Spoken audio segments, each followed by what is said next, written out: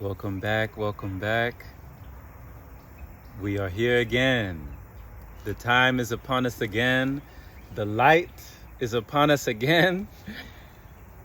It is a great day as we take another look inside this beautiful book with the wisdom of the ages, learning about life without food from these Pranic pages. This is a book from Mira, Omerzel, Life Without Food and the Timelessness of Spiritual Messages.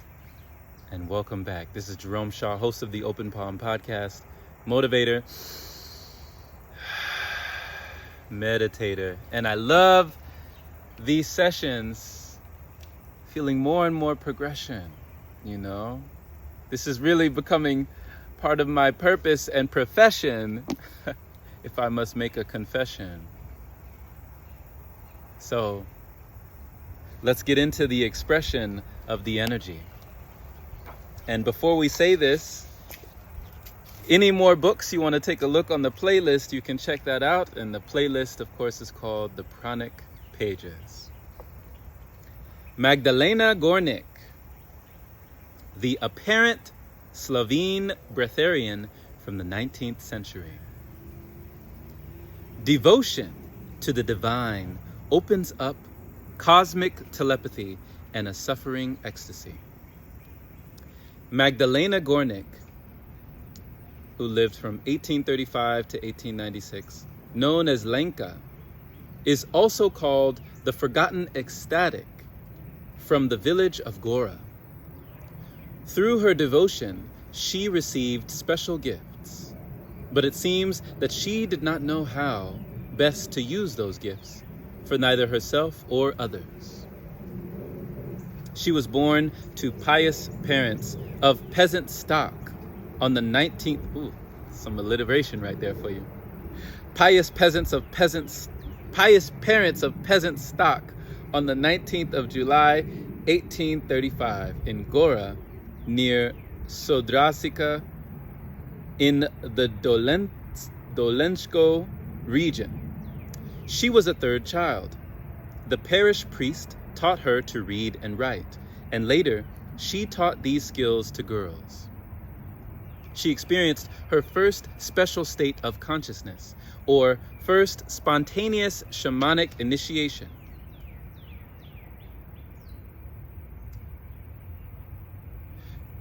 She experienced her first special state of consciousness, or ecstasy, during her first Holy Communion at the age of 12, at the age of the first spontaneous shamanic initiation.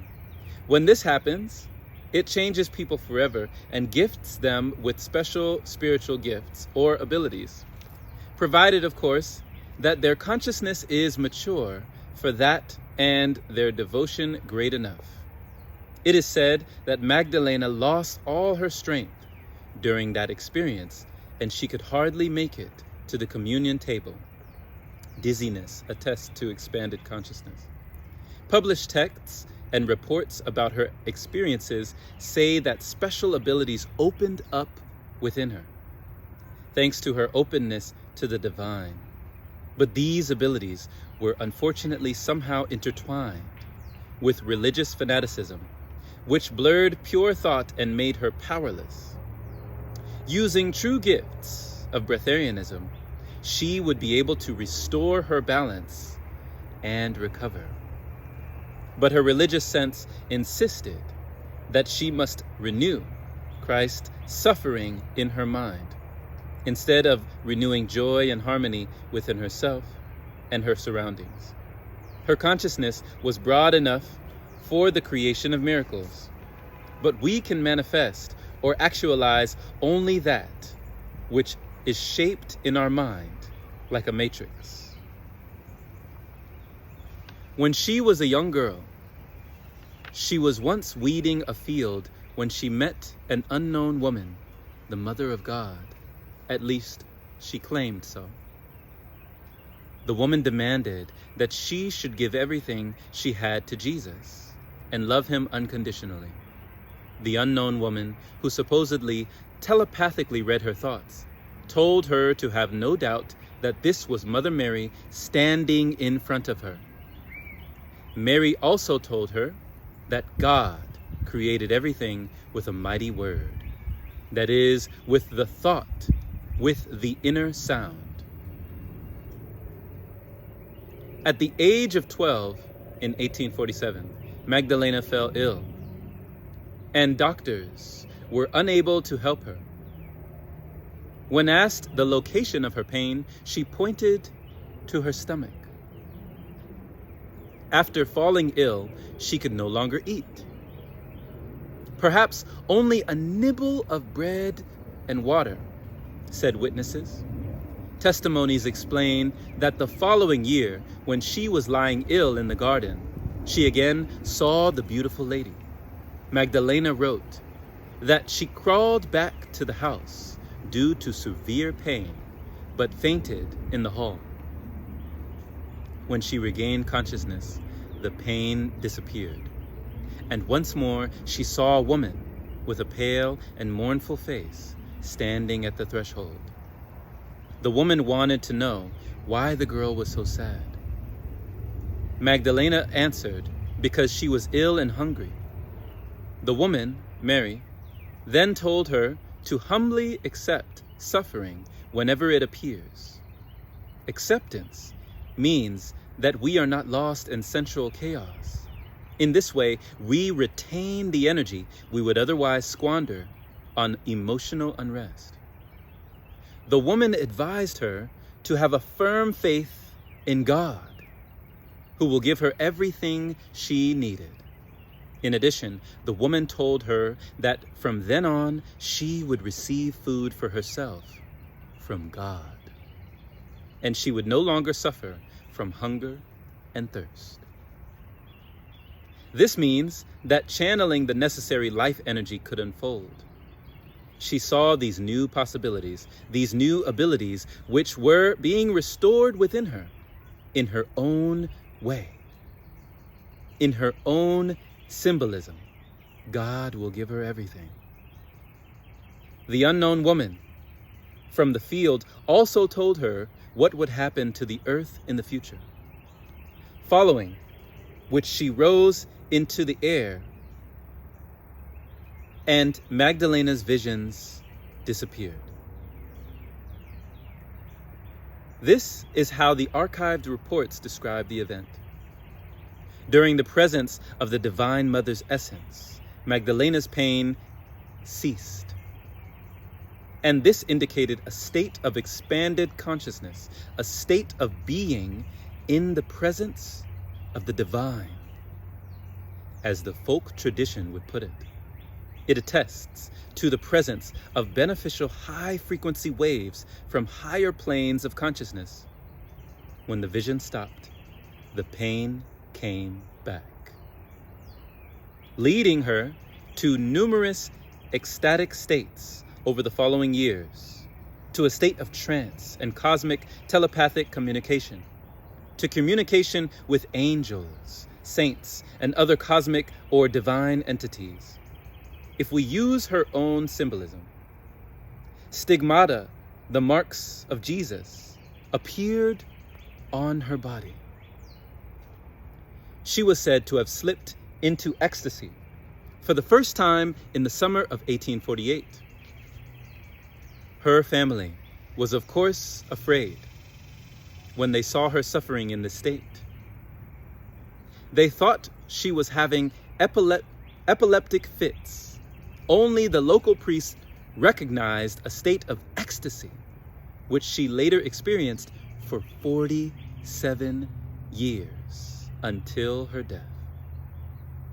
Testimonies say she moved into ecstasy every evening, and this state was especially powerful on Fridays and on the holy days of the church calendar, especially during the Holy Week. She also stepped into the beyond during holy masses and other religious events. She would always pray first, after which she would suddenly go silent. People could tell from the features on her face that she was in ecstasy. When she was in a transcendental state. She spoke in a loud voice. She was warning people, forecasting various forms of unpleasantness. But many people mocked her, which is why she stopped talking loudly. She spoke only in a silent voice, and only few could understand her. During days dedicated to different saints, she would experience their suffering and pains similar to those of the martyrs. They say that even bone cracking and teeth gnashing could be heard, that blood appeared in her mouth, that the movements of her body were convulsive.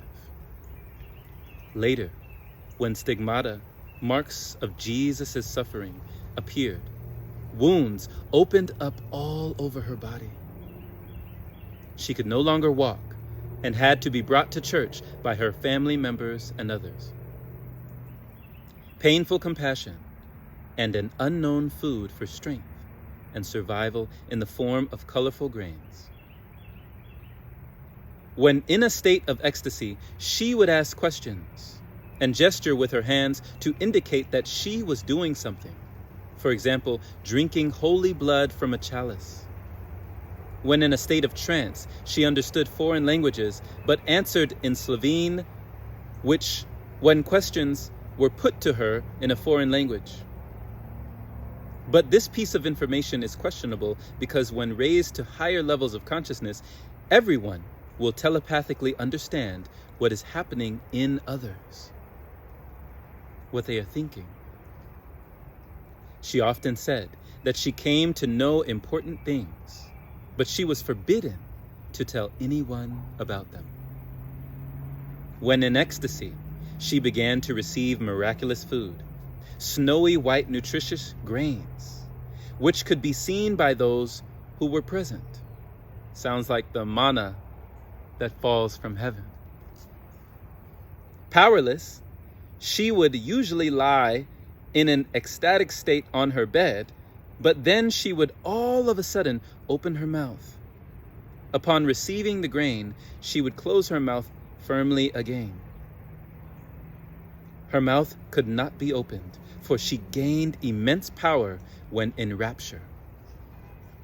In this state, she was also insensitive to external impressions.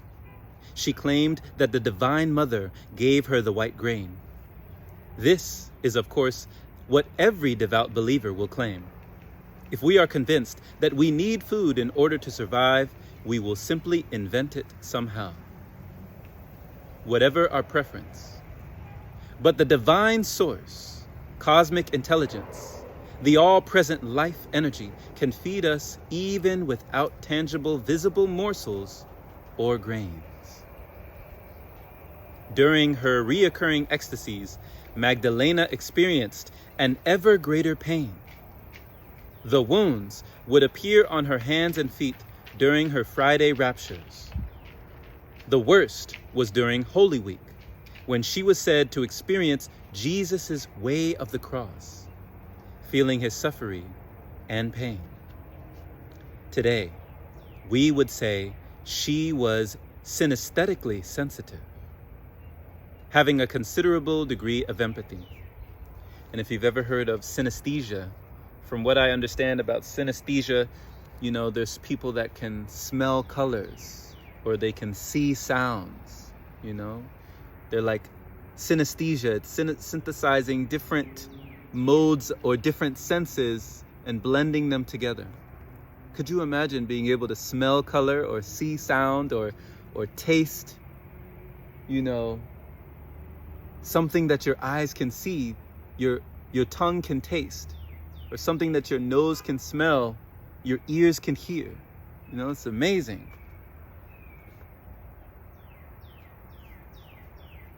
But this is not always good.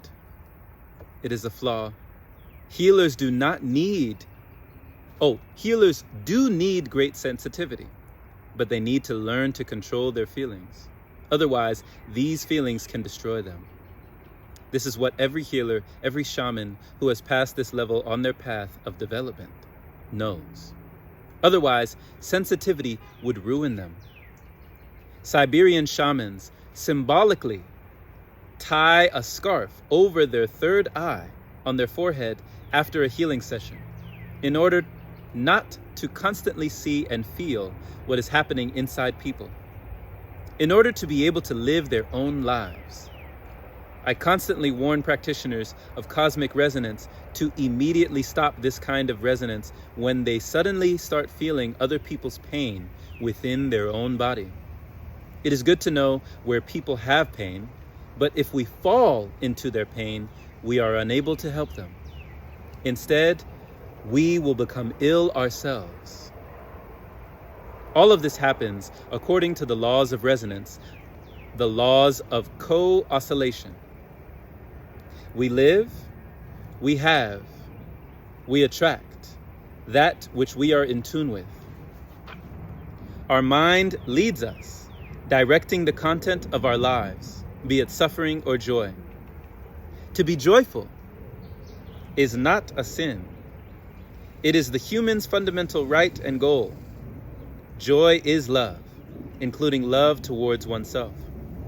This is also what the great planetary masters of wisdom taught. Jesus, Buddha, Quetzalcoatl, Perun. And this knowing is the very foundation of the ancient awakened wisdom, suffering, which occurs in life as a necessary lesson, should be accepted with calm emotion and devotion. And then we should dissolve everything which is not valid, everything which is not pure, unconditional love. That is how peace and harmony are restored. And health too. First within ourselves, after which we can share these gifts with others. The Buddhist Lama Jeshi, who I visited in 2000 in his Himalayan cave, and his humble home in front of it, told me that all lamas embarking on a 1-month or several-month meditation without food were given small granules by the local leading lama. If they swallowed them, they would go through the time spent without food more easily, and they would no longer feel hunger. I got spiritually closer to this lama, who had 7 or 8 decades already behind him. With a glow in our eyes, we talked about the secrets of living without usual food, about this sacred ritual of devotion, which greatly surpasses both everyday experiences and the ordinary. We almost whispered in order not to disturb the mysterious and the mystic. And we also delighted in our unusual meeting, for it remains the case that there are not that many people on this planet who have experienced life without food, but even only for a couple of months, like Lama Jeshe, for example. This is why every such meeting is extraordinary, joyful, and solemn. The mysterious is laid bare. The great mystery of life starts glowing in all its splendor. Unfortunately, the Lama could not identify the nature of the granules he ate during the days of his meditative withdrawal from the world. Perhaps it was a similar case with both the Lama and Magdalena. Materialization or condensation of the cosmic into the material world, whether conscious or unconscious, could be possible in both cases. Priests from Magdalena's area claimed that Lenka did not ingest any natural food between August 1848 and her death in 1896 for the entire 48 years. It is said that she could not even stand the smell of food. If a smell reached her, she would faint. There was obviously a great physical resistance to food in her. Only when in ecstasy would she receive a mysterious morsel from above. I like that, a mysterious morsel from above, which was white, blue, or any other color, the size and shape of a bean. Magdalena and her eyewitnesses wrote that she received this food every Sunday from heaven, from the levels beyond. This unusual being materialized from the higher frequency planes into the three-dimensional physical world. From 1858, she received these nutritious grains only on Sundays. She would occasionally receive them invisibly, and people did not see those grains. But most often, these colorful little beans were clearly visible, and Lenka would readily show them to people. So she did not ingest usual food. She lived on distinct support. She obviously did not know how to totally switch over to the divine source of life energy by herself, and that is not surprising, as the Breatharian way of life requires the balance of all bodies, especially the balance of the emotional body. If we mull over the destructive emotions of suffering, the emotional body will be upset and blocked. Life energy will not flow freely through it, and energy nourishment or an alignment with the flow will be impossible. If we do not receive this type of nourishment when abstaining from usual food, we usually lose weight. This Breatharian, living 150 years ago, was told in advance how she would suffer on each day of the Holy Week. She foresaw and even wrote down all events in advance. She had the ability to reach levels beyond time and space, to see and know through the limitations of time, space, or mind. Her words were written down by her relatives and the local priest. She was often observed by doctors and other experts who wanted to convince themselves that they knew what it was all about. That year, she started to bleed heavily, as if she had been whipped, or as if a crown of thorns had been placed upon her head. Reports say that in the middle of the week, during her evening ecstasy, she saw a stream of Christ's blood in the form of a ray pouring from his heart into hers. This caused her great pain. This observation is quite unusual because an encounter with primordial divine light with the highest levels of our own consciousness is always beneficial and very transformative. All spiritual traditions on our planet know this. Contact with the cosmic or divine illuminates, provided that our mind does not lead us somewhere else. That is why all ancient peoples ardently and ceremonially cleansed the contents of their minds, their prejudices, stuckness, illusions, deceptions, destructive emotions. And that reminds me how Elitom, he would also do this exercise with us on mental fasting. You know, we do physical fasting, we do emotional fasting, but then there's mental fasting. You know, a fasting from negative thoughts, from Maya, from illusions, from deceptions, from the ways that we deceive ourselves. And fasting in this way can benefit everyone else. All it takes is one. Just like a candle can light up a whole room of unlit candles, you know. Mystical death, wounds resulting from a resonance with suffering, a lack of wholeness. It is said that Magdalena's wounds opened up every day. She would occasionally see light, especially at night, but then she would descend into experiencing traumatic sensations of the kind Jesus and the saints were said to have suffered. Upon coming out of ecstasy, she was often unable to utter a word due to exhaustion. She was unable to walk because of her illness and the stigmata on her legs. It was only in a state of ecstasy that she would occasionally rise and walk. She could even rise high up into the air, with only her toes touching the ground. Devotion occasionally gifted her with a spiritual and great spiritual power, and with a physical power along with it. This is the power which derives from the levels beyond and which humans can attain when they transcend or rise above the material dimensions. She was also said to experience a mystical Christ's death. Exhausted, she would collapse or faint after a vision, an experience of Christ's suffering. Reports say that she had barely regained her senses before she once more started to experience pain, which culminated in mystical death. The priest, Les Jacques, wrote that unless they had observed that death for themselves, people could have no inkling of what had happened. Using simple words, Magdalena wrote down all her experiences in her diaries.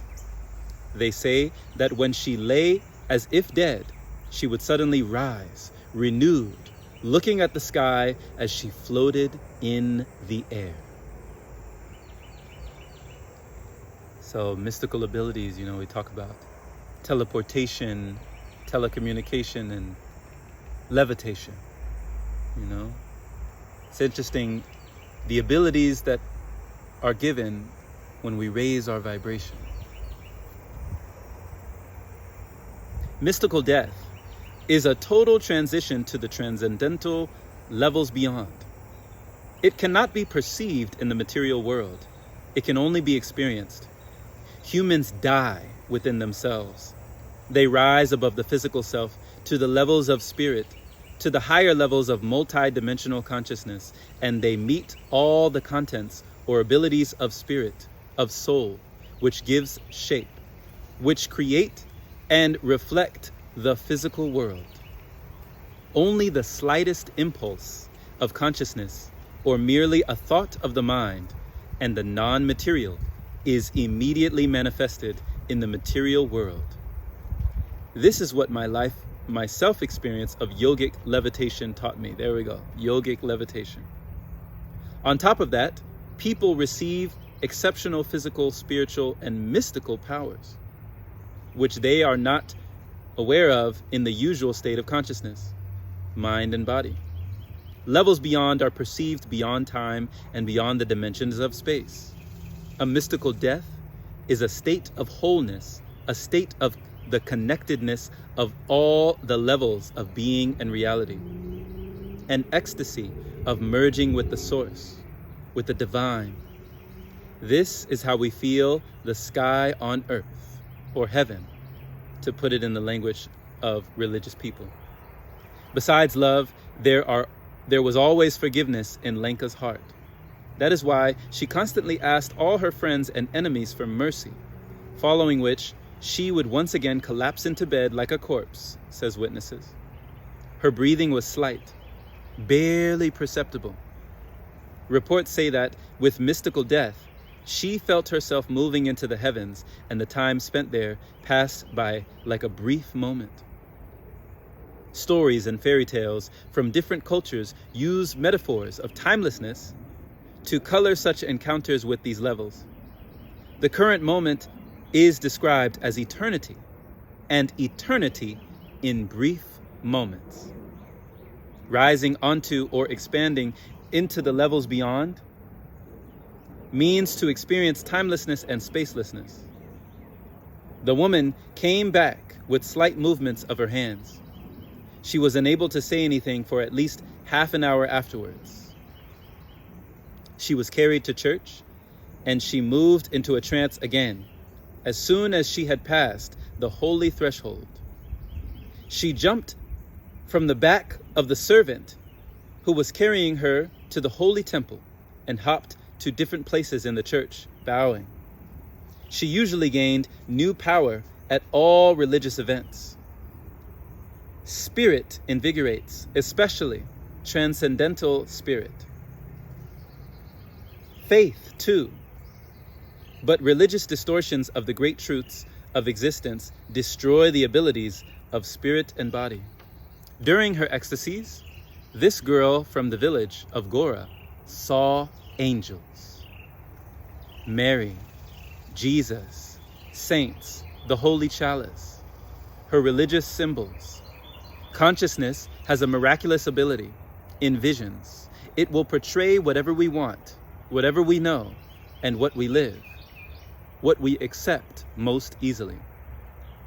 I've heard a lot of people, or a lot of accounts where they say that when people have had near-death experiences, they've seen so many different things, depending on what they just said, like depending on what they know, what they live, and what they can accept, you know? This is why at levels beyond, one person sees only light, another sees divine images, while yet another one might perhaps see a spinning wheel or a siren. It is said that during communion, angels passed her an invisible prayer book, from which she reads prayers, moving her lips, turning the invisible pages of the seemingly non-existent, yet existent at the levels beyond. The woman obviously already had cosmic telepathic abilities. Everyone could see her bodily wounds, or stigmata. In a state of ecstasy, blood would occasionally flow over her face and body, soaking her clothes. The wounds healed during the week, but were renewed in the next trance. Bloody froth ran from her mouth, and 12 bloody points appeared on her head. The wounds visible on her hands and legs took 6 years to disappear. But the wound on her hip was never completely healed. Her constant alignment with suffering revived them over and over again, and this kept shattering her already fragile health. This is how the mind works. Reports say that in 1852, Magdalena told her servant to turn off the light and come to her. She placed the servant's hand on her body, saying that now the servant would see for herself that she was truly not eating any food. Her body was said to have been merely a skeleton clothed in skin. There was a hollow where the stomach should be. The servant was so horrified that she cried all night. Well, a true connection with the primordial intelligence, with the energy of life or God, causes neither weight loss nor suffering, and pain is created only by our mind. Instead, this connection offers everything that the body and spirit need for life. To people who are connected across all the levels, across all the octaves of consciousness and all bodies, physical, emotional, mental, and soul, even a small piece of physical food would be a surplus, and the person would gain weight as a result. But eyewitnesses claim that Lenka always became redder, more youthful, and invigorated after ingesting the grains of this miraculous food. If people who can live without food put a piece of food in their mouth, they are flooded with heat, which is created by this surplus of food.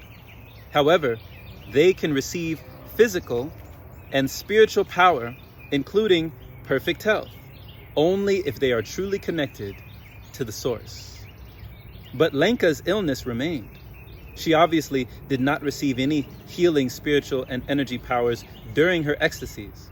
She did not manage to receive the powers which are revealed when humans attain a connection of body and spirit, sensual peace, and the fullness of consciousness. After years of illness, Magdalena died in February 1896. Her diaries say that during her ecstasies, she would always attentively respond to the calls of Mary, Jesus, and angels. She could always choose between a broad or a narrow path. The broad one is on Jesus' left and leads to destruction. On his right side, there is a narrow and steep path, scattered with thorns and suffering, leading through a narrow gate to heaven. Ancient spiritual traditions have a similar symbolism of a good and bad path. In each ecstasy, she could choose between a thorny or a white flowery wreath. Magdalena always chose the thorny path, and she was always accompanied by her guardian angel or spiritual guide along this path. She occasionally sensed a pleasant aroma, which accompanies cosmic entities. It is sensible to embrace the challenges of life and thus to transform the deficiencies we still have, because suffering is instructive. Reports say when she went to the lower levels of reality, to hell, as religious language would put it, she had the feeling that she had been there for 14 days, whereas in reality, she had experienced those levels for only a couple of minutes. She experienced the three-part, or triune world of the earthly, spiritual, and cosmic in her own way, through her own symbolism. In the middle and higher worlds, time passed very slowly for Magdalena. It seemed to her it stretched into eternity. These words confirm that she had actually stepped outside the time-space frameworks. They attest to her rising to higher levels of consciousness, to timelessness and boundlessness. She also wrote that she saw people dying, that she always prayed for them, and that there were very few souls stepping onto Jesus's right side to eternal happiness. The rays of the Holy Spirit, the Holy Trinity, materialization, and a ray of light streaming from wound to wound. The relationship of the Holy Trinity was revealed to Magdalena in her ecstasies. She said that her friend, the Holy Spirit, sent rays to terrestrials. True, the incomprehensible cosmic source center God makes us alive by means of the ray vibrational waves of life. If people do not accept them, they return to the source, to the Holy Spirit. If this happens, the Holy Trinity cries, said Lenka in simple words. When we openly embrace the gifts of life, we are flooded with happiness, hope, insight, strength. Otherwise, we block the life flow, and we are unhappy, ill, and desperate. And the primal intelligence is sorry too. During some ecstasies, Magdalena saw a strong and pleasant light. This light was so powerful that she covered her eyes with her hands.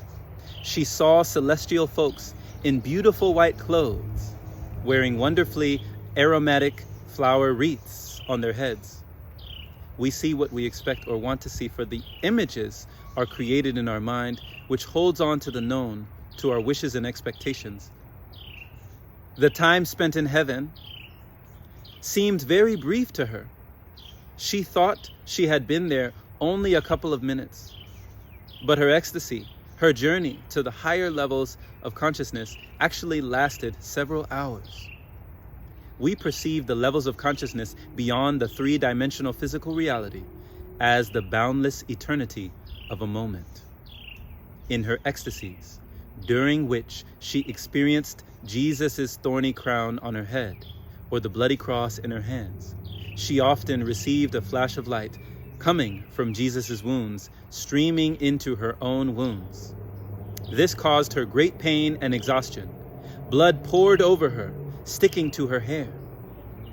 Well, these words are difficult to understand and to accept. It is true that waves of light, waves of energy coming from higher levels of consciousness or reality oscillate faster than the material world, and this makes the physical body very tired because the body is not used to them. The physical body gets used to them only slowly. It is the difference between the two. If the difference between the two is too big, pain will occur. And humans might feel like in a centrifuge.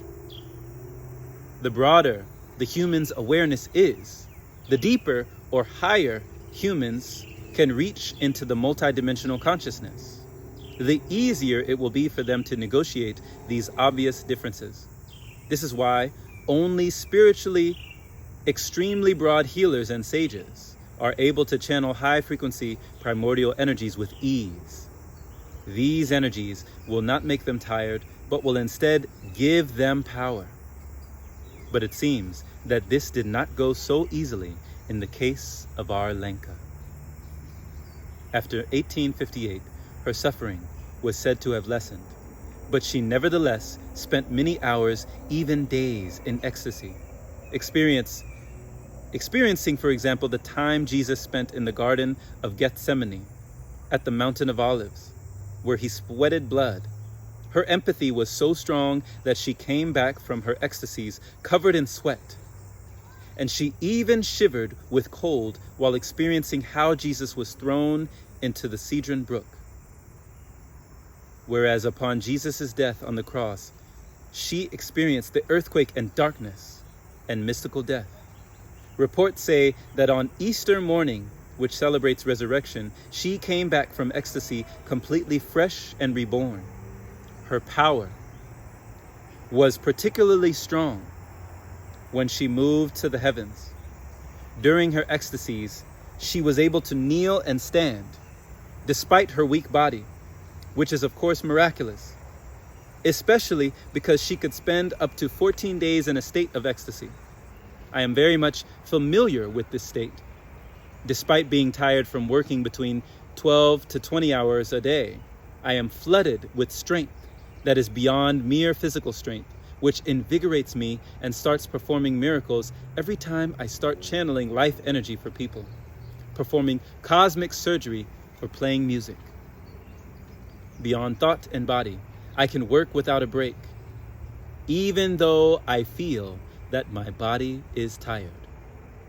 I think this reminds me of a Bible story of Enoch. I believe it was Enoch, or someone in the Bible who was able to work tirelessly, like for hours on end, days on end, and then they said he was one of the only people that God actually came down and took into heaven, And Eli Tom used to tell us that, for Enoch to be so caught up in his activity, to be so caught up in his purpose, in his service in that way, that he already knew what he was, It's very interesting, these biblical stories that through the scriptures, they have signs and they point to ways that we've been aligned,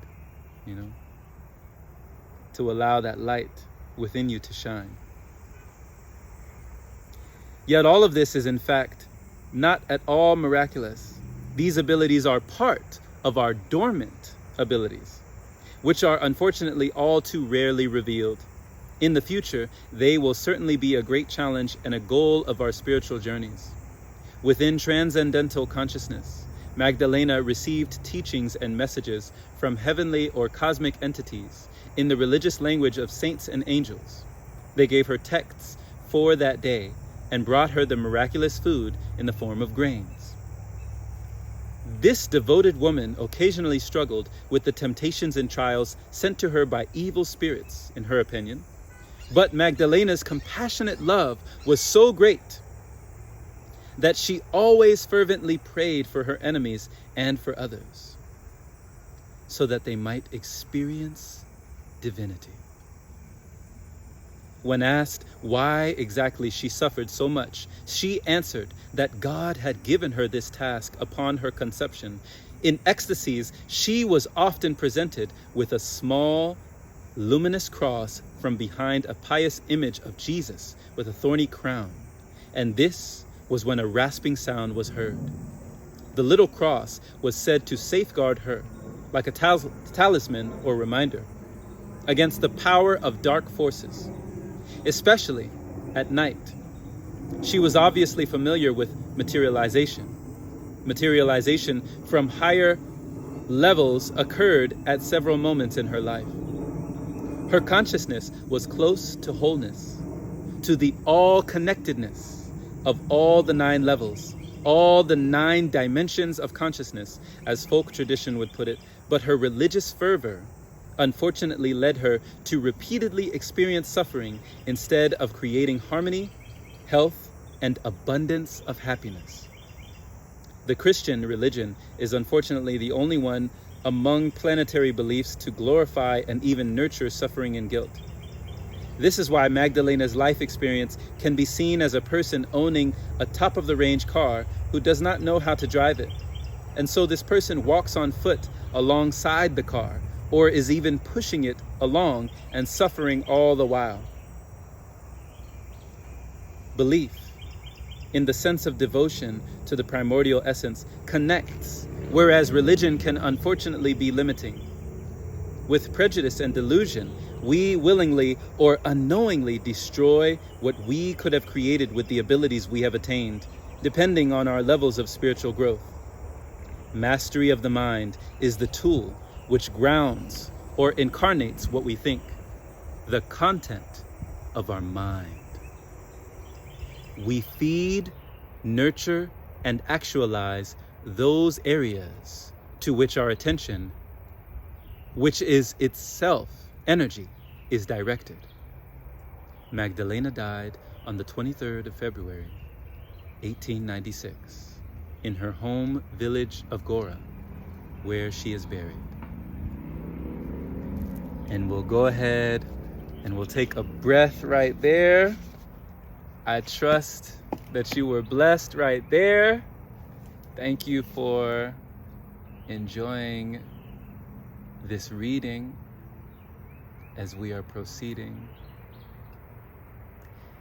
Enjoying the energy that is always feeding.